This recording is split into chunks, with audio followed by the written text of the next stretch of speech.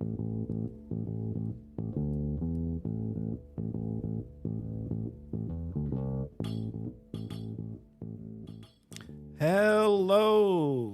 and welcome to Appleton Engaged. I'm your host, Timber Smith, Special Assistant to the Mayor for Community, Culture, and Belonging.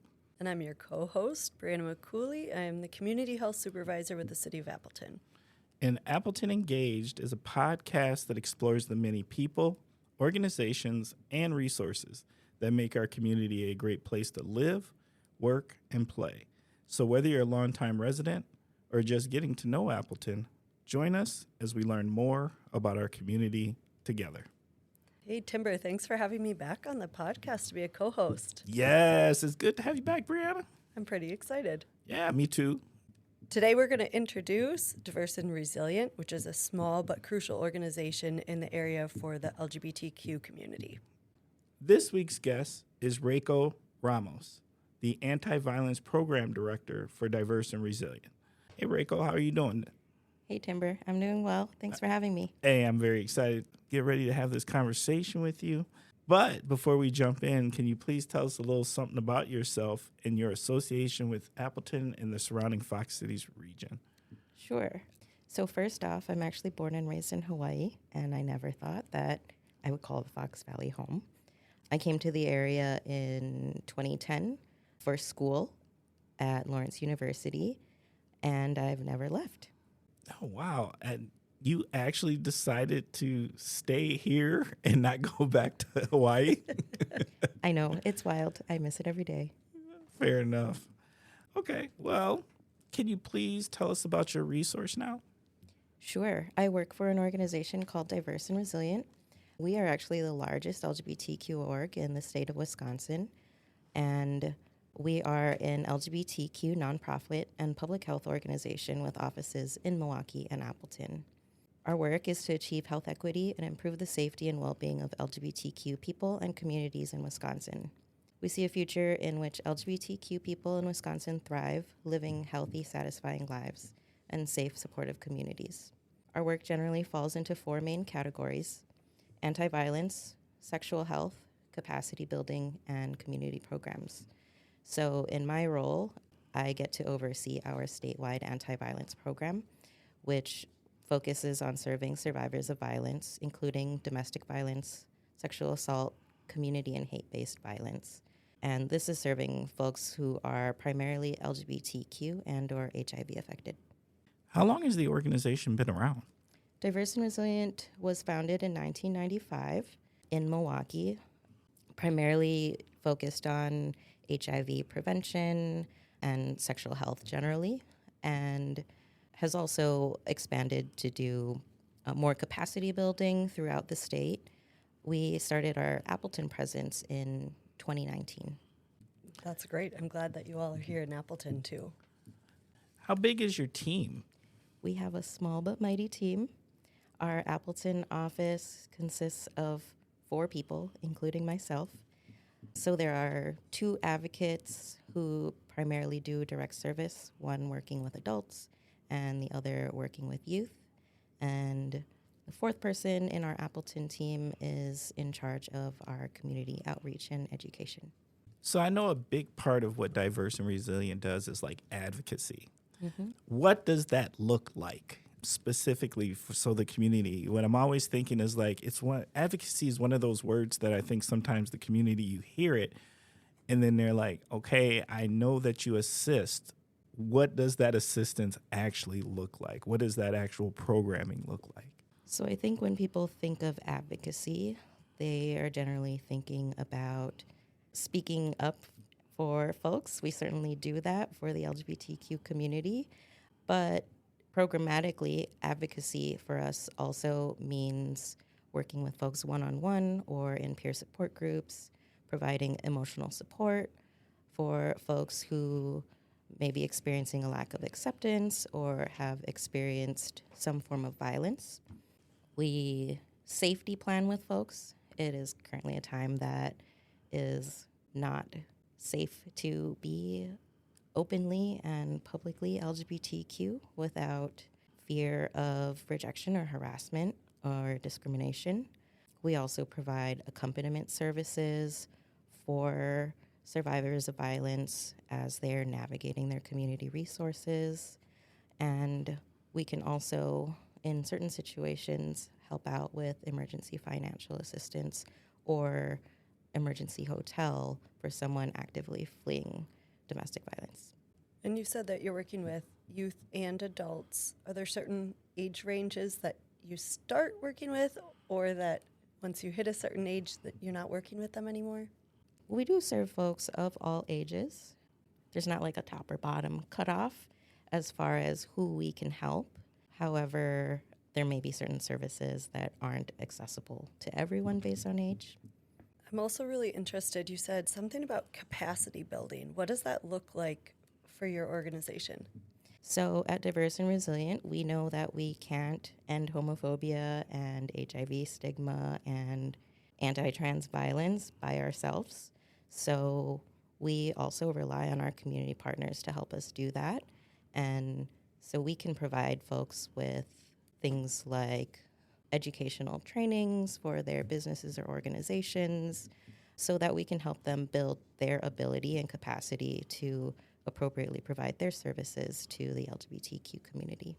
So what I hear is that if we have organizations out there or even individuals that are willing to learn, you're willing to teach. Yes.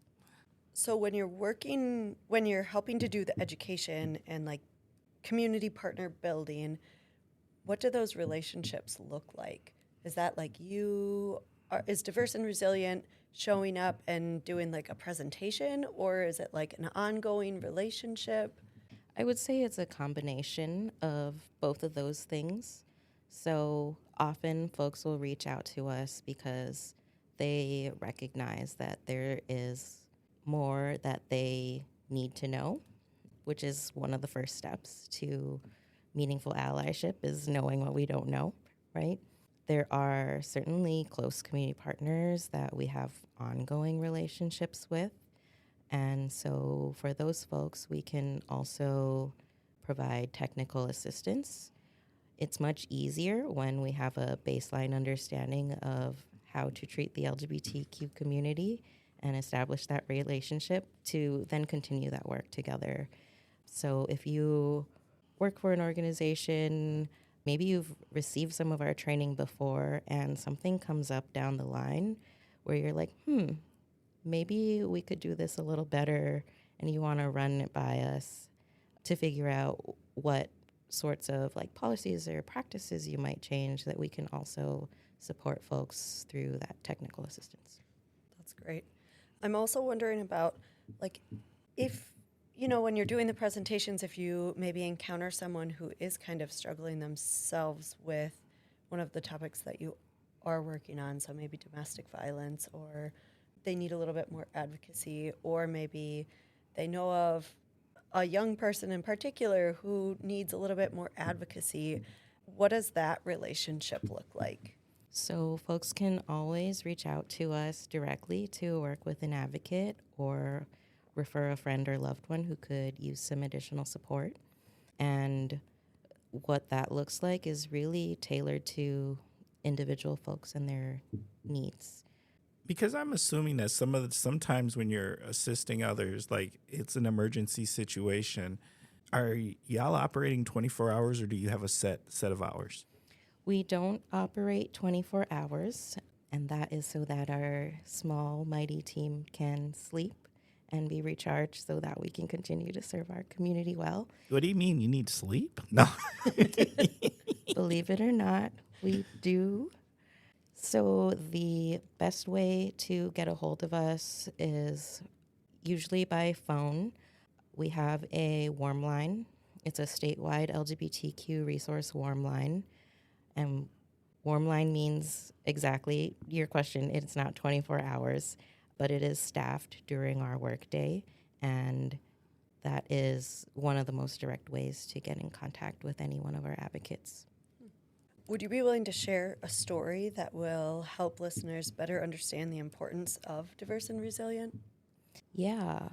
So I'll preface this answer by saying before I was a director, I spent a number of years doing youth advocacy work.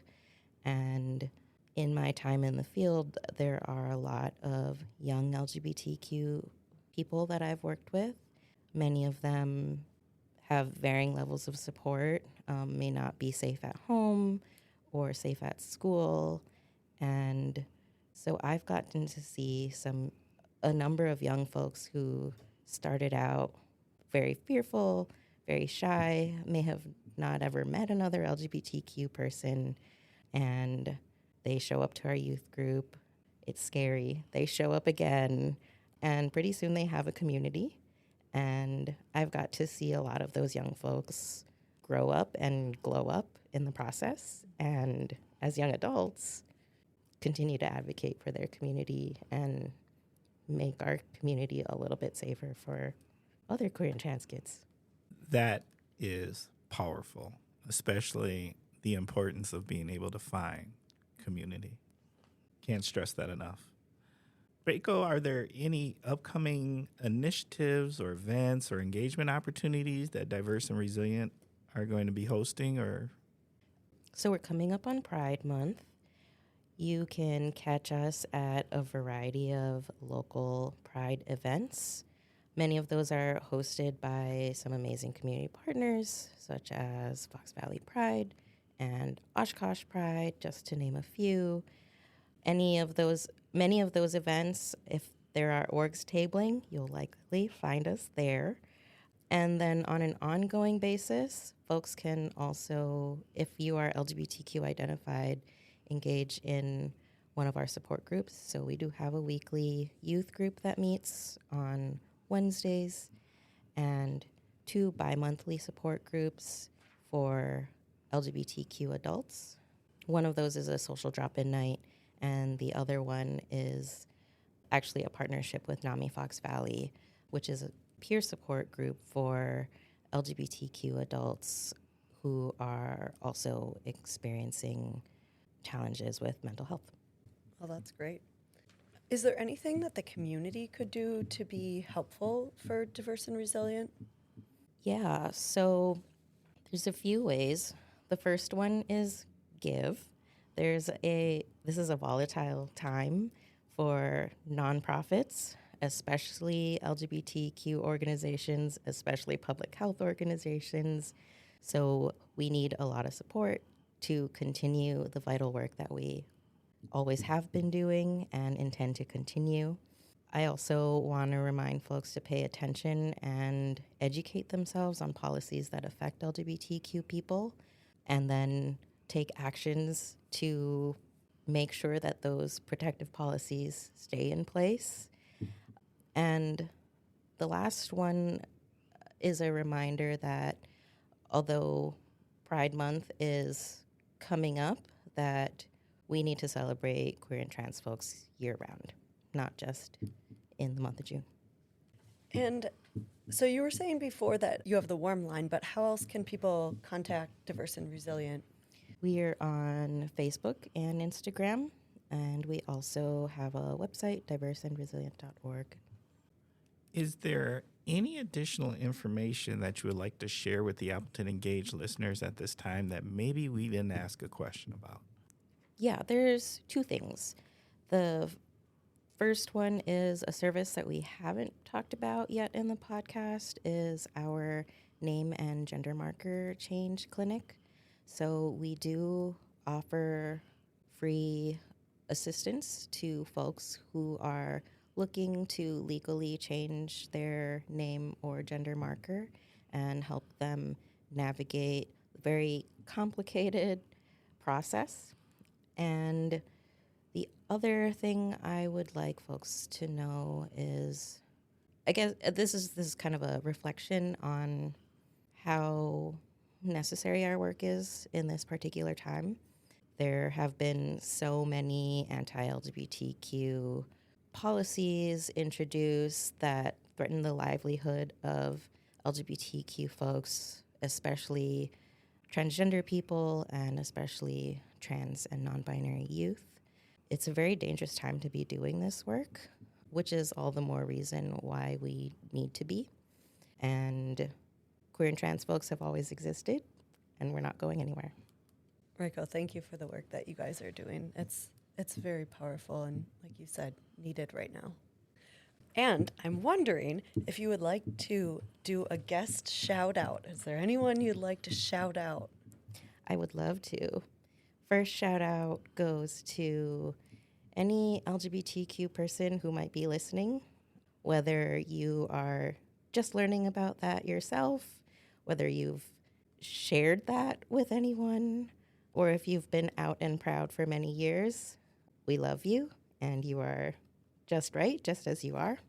Second shout out goes to our advocacy team, who does so much and puts so much love and care into the work that they do, and without whom we couldn't do this work. And the last shout out is actually to Kathy Flores, who was one of the first diversity coordinators for the city of Appleton.